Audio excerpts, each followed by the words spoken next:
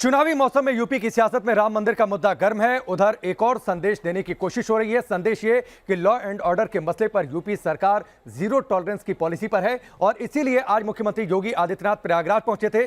वहां पर उन्होंने अतीक अहमद से जो अवैध संपत्ति पर सरकार ने कब्जा किया है उसका बाकायदा भूमि पूजन किया। वहां पर अब गरीबों के लिए घर बनेंगे। रिपोर्ट देखिए।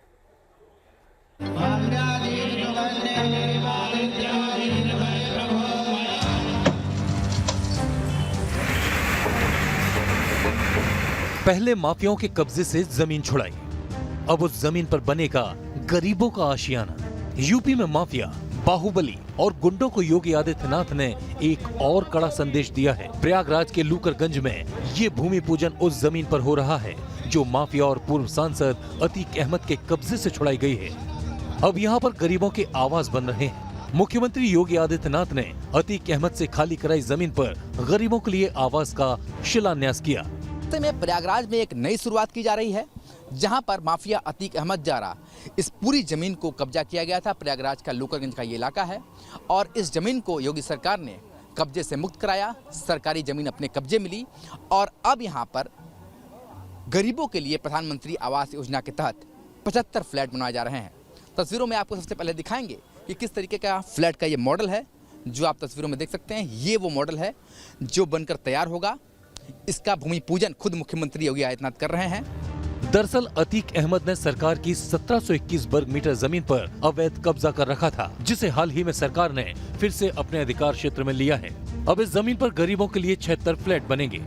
इस मौके पर प्रयागराज में जगह जगह पोस्टर लगवाए गए हैं जिनमें लिखा है, योगी राज का राम राज, खत्म हुआ माफिया राज। उत्तर प्रदेश के अंदर किसी माफिया की हैसियत नहीं, किसी गरीब की, किसी व्यापारी की, किसी कमजोर की संपत्ति पर कब्जा कर सके।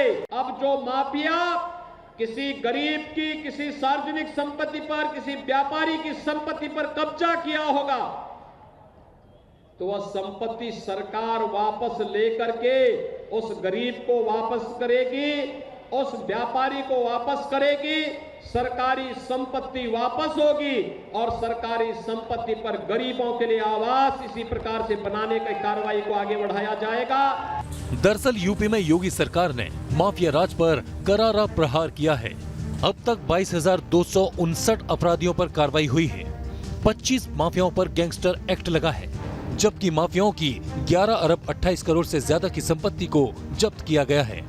इनमें अतीक अहमद, मुख्तार अंसारी का नाम प्रमुख है, जिनका पूर्वांचल में डर और खौफ का साम्राज्य था।